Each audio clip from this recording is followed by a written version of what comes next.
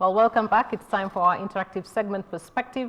And of course, joining me in studio is Job Ndege, who is a governance expert. It's good to have you, Job, this evening. Thank you.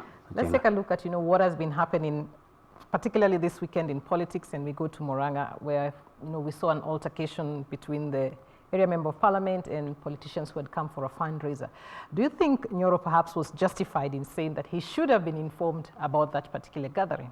Not really. Our constitution gives us all sorts of freedoms, including association, conscience, and choice. So if, for instance, the guests that were attending that church function, for one reason or the other, don't have association intent with Nyoro, they don't have to invite him. In any case, Nyoro also moves around the country, going to all sorts of places. He never invites anybody. He goes with the team that he likes going with. But we've seen politicians doing this. This is not the first case. Yes. Why do they feel the sense of entitlement of, wanting to be involved in anything that happens in the constituency?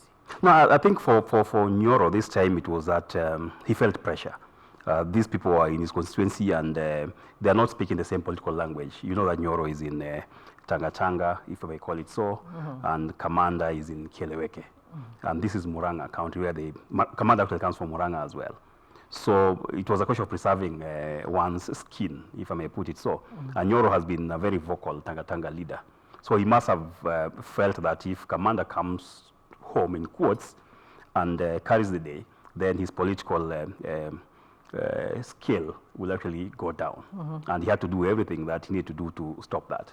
And in one way or the other, he succeeded. He succeeded actually bringing attention to himself rather than to actually the fundraiser that Commander and co went to do in Murang'a. Yes. And the fact that he's saying that the police were after him because of that particular forum, what do you make of it? No, that's the normal things politicians always say. Whenever they have some issue, some breach of law, in that case he is being accused of causing disturbances and all that stuff. But you have to run and say that police are looking after you. Then that will give you some sympathy. It's a common script that we have had so many times. Whenever you fall of law, you must blame the police. And then in between you seek some sympathy. And then typically some deal will be in the offing between themselves and the law enforcement. But then the guy will be out. It's a normal script that we have seen. Yes. But also they were saying that why should the police look for him at night? Why not, come for him during the day? One, he ran away from the police. The police want to arrest him actually in the day. If you saw the videos of that function, after whatever happened in the church, the police attempted to arrest him, but he took off. So if you try to run away from the law will come for you. Yeah, so it was a question of the law going for him, and you won't blame the police for trying to look for someone who's running away from the law. He had resisted arrest earlier Exactly. on. All right, but that brings us back again to the question of the church in all this. Today, of course, they've released a statement and said what transpired yesterday was shameful and, shouldn't be seen to happen. We are always talking about politicians and the church, yet it's the same, it's as if we're dancing in circles. It's a circular motion, and I blame the church as well. You remember there's a while, this issue of church and money and politics became very heated, sometimes last year. And one church leader, Reverend Sapit of the Anglican Church, came very strongly and said he's banning politicians doing arambes in churches. He did not get the support of the church. And this is actually the issue. If the church wants to keep its moral authority as it's supposed to be, where they're supposed to be the custodian of morality and good conscience, then they should not allow politics in the pulpit. There's nothing wrong with, after we have gone to church, outside the church premises, those congregants who would like to listen to any given politician can congregate outside there and then listen to that. Why do we allow the politicians right in church? People have gone to church. Yes. They have not gone to listen to political speech. Yes. Politicians, with the current constitution, even with whichever other, even the old constitution, you notify, then you just notify the chief or the local police, you hold a rally. Nowadays, you just hold a rally anytime that you wish. Why can't they do the same? Why are they waiting for Christians to go to church or for people to go to some of these religions for them to do that? But why are they allowed, to infiltrate the church and, push for their political agenda? No, it's money. Yeah, it's money. Yeah, he who pays the piper calls the tunes. It's money. The church has fallen short in terms of how much they collect from its congregants, and they're now falling prey to to easy money from politicians. If the church could stick to the normal ways of giving, offertory, thanksgiving, and tithe, the church will not be looking for politicians' money. Yeah, but now, because we who go to church have fallen short as well, we don't give as much as we should. And the churches are actually running... What is this Harambee that are always happening every other day? Because we are always hearing about church Harambee like almost every other Sunday, and it happens within the service itself. Catherine is looking for people. It's an easy way of finding 300, 400 people congregated. Politicians are lazy. They can't collect these people in any other way. They find them in church. The church people as well, we are also falling short. We are not giving as much as we should give.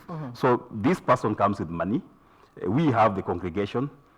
It's a good mix for them, but it's all bad for the church. It's a win-win situation. Let's listen, to the statement that, rather we go back to the statement that the church posted and say that, they're now demanding an apology from the politicians. Do you see it coming? It may come because the politicians always run for those numbers. It may actually come so that next Sunday they still get the 400 or 300 people they want to talk to. Yeah. But more than the apology, the church will not really be demanding an apology. The church will be saying, henceforth, please, if you want to come with politics, do it outside the church. That should have been the statement I was expecting from the Bishop of Murang'a, not even an apology. She have just blanketly banned politics from the pulpit. Yes, politicians can make their own crowd if they so wish. Yes.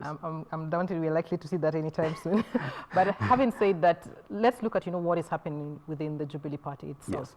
Of course, the president has been very vocal about the issue about unity, and right now we need to be focusing on development and not politics. Why is the party not able to tame itself, the members within the Jubilee Party? It's a tough thing. I think the whole issue is the president's succession. And then there are people who are angling themselves to be the ones who will be in power come 2022. And then there are those most who are close to the DP, who for some reason thought that the president will be in this term be exactly the way he was in term 1, where he was actually laid back.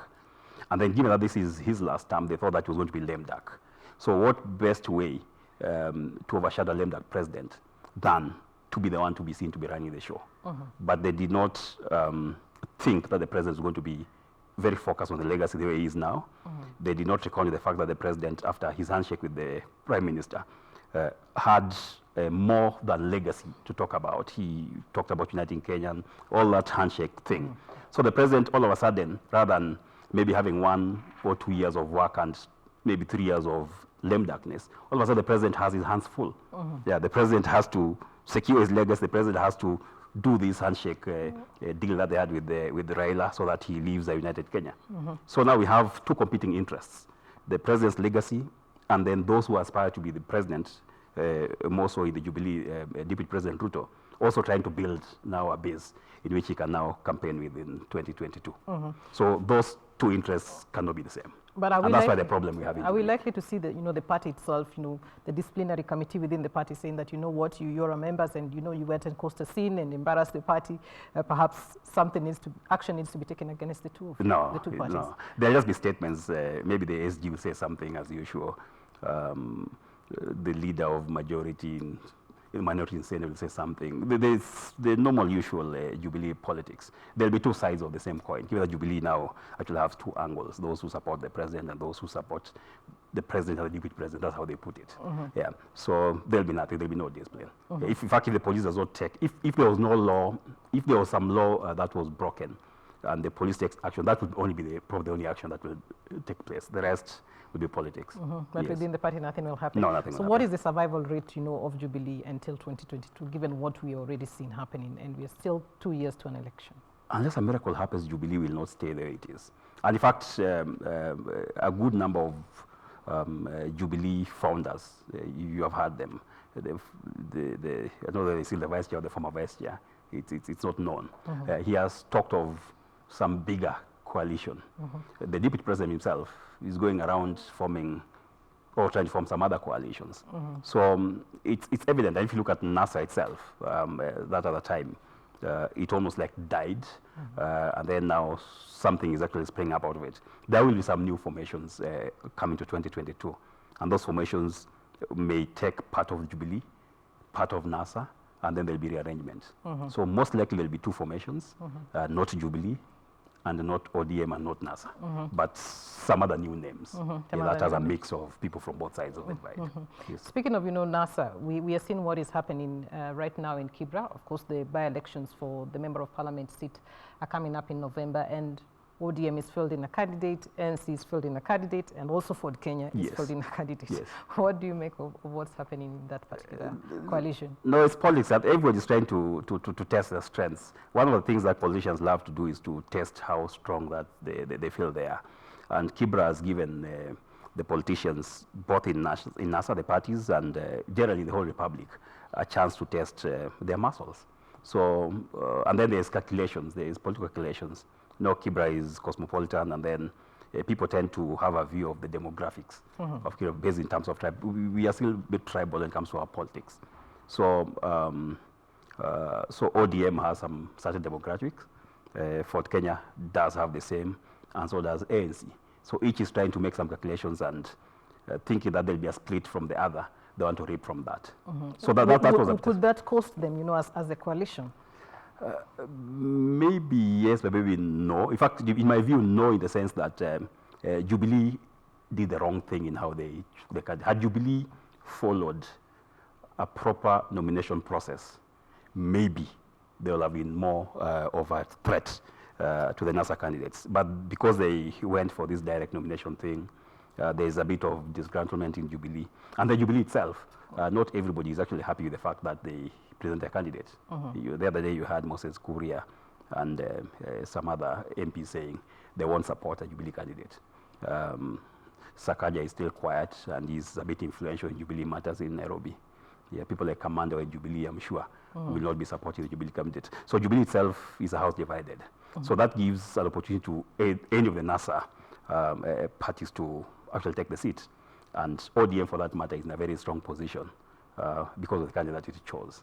Yes, and then the other good thing about the other NASA parties, apart from Jubilee, is that they have actually gone for Kibera people.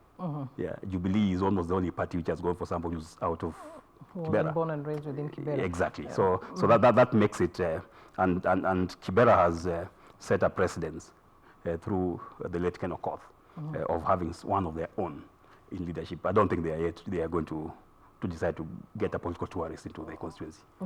So I see the winner being one of those NASA persons, and I'll call it for ODM. You'll call it for ODM? Yes. Why is that? No, two reasons. One, this gentleman that ODM nominated the other day has been in the constituency, being the CDF chairman of his late brother.